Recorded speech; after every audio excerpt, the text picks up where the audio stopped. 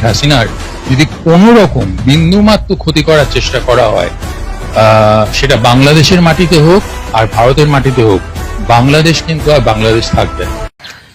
এটা সম্ভবত ভারতীয় ইউটিউব চ্যানেল কোনো মিডিয়া।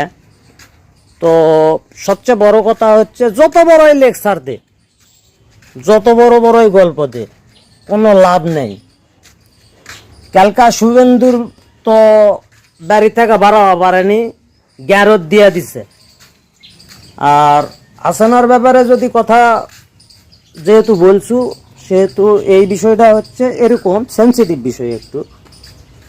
এই বিষয়টা হলো, বাংলাদেশের কারো কোনো দরকার নাই ইন্টারপোল দিয়ে ধরে নিয়ে আসা বা বাংলাদেশের জনগণ দিয়ে ধরে নিয়ে আসা। বাংলাদেশ সরকার এটা করবে না।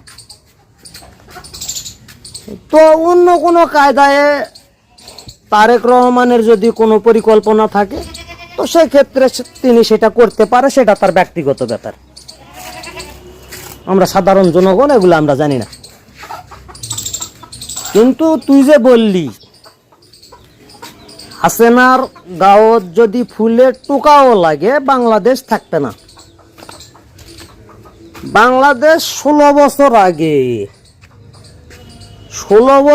আগে তুর্কে ও মানে দাসত্ব করে গেছে হাসিনার আমলে।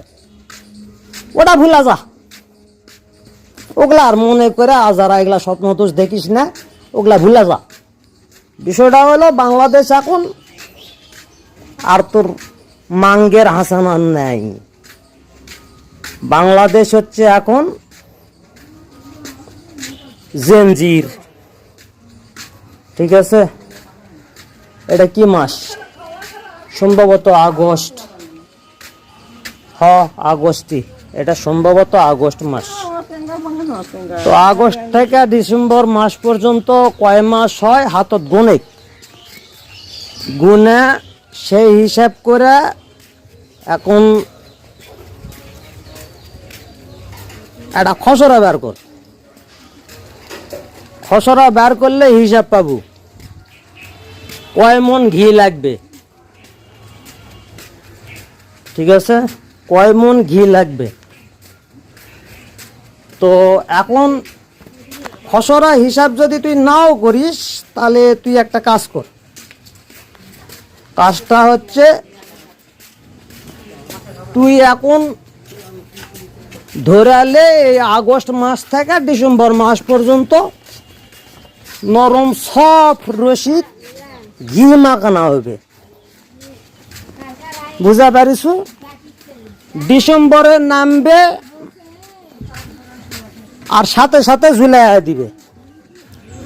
আর প্রশাসন যদি এই কাজটা না করে, তাহলে বাংলাদেশের ছাত্র সমাজ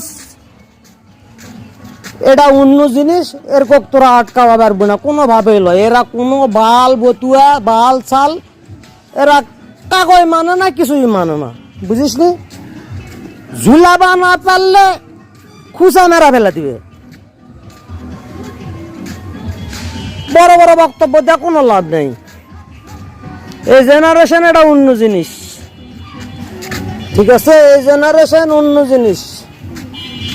প্রশাসন যদি ঝুলাতে ব্যর্থ হয়, এই জেনারেশন